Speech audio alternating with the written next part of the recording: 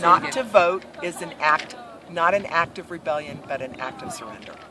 Thomas Jefferson said that. What do you think the term mudslinging means? Mudslinging is basically digging up any kind of insignificant or significant piece of information on your opponent in a political race and using them against them, usually in a very nasty way. Like backstabbing, kind of just plain dirty, I guess. Politicians digging dirt on each other and then throwing at each other just for sensationalism. Insults, untruths, and general nastiness in politics. Talking negative about your opponent to help you win the election. Telling lies about the opposition to get the upper hand.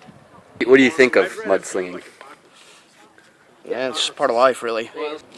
It makes me think less of the politician who's doing it.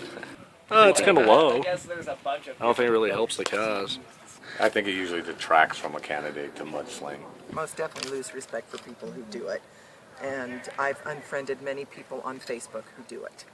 Has it ever swayed your vote when someone has or hasn't? I think it is effective. I mean, when you challenge somebody's patriotism or even come on, look, their birthplace, all right, it does put a negative slant on people. People do like dirty laundry. They do. It's never affected me, but I think it does work. I think most people are actually swayed by mudslinging. As far as I know, it's never swayed my vote, but I'm pretty sure it's effective. Probably swayed a lot of votes. In general, mudslinging is effective, otherwise it wouldn't be used. However, I have not ever been personally swayed.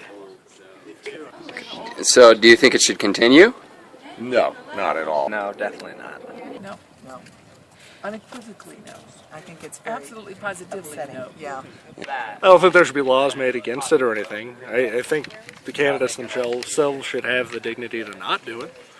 Personally, I'd like to see an end to it, but I know it's not going to happen. Do you think people are turned off by it to the point of not wanting to vote? Definitely, yeah. Yes, I think that's one of the things that factors into that.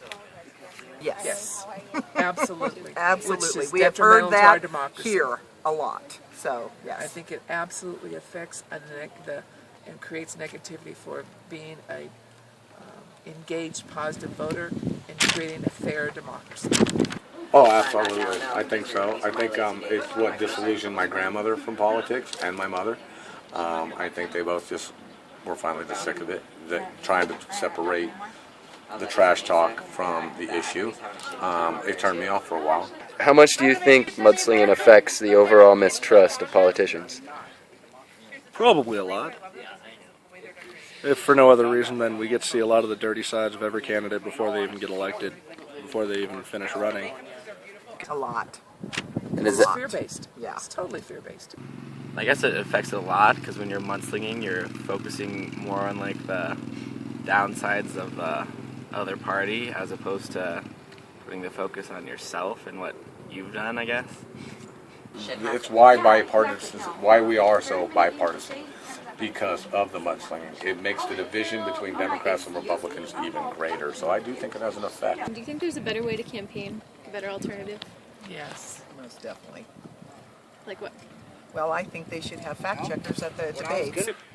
Unfortunately, no, because as we are now and as we have been throughout the history of this country, bumper sticker slogans stick. I try to look at the politician's life, see what they've done. It reflects a lot of who they are and what they stand for.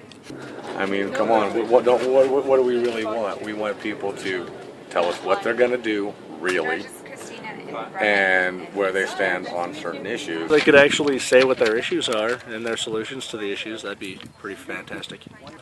Cut the petty childhood, schoolyard stuff, calling names, and let's get to the issues and fix the problems.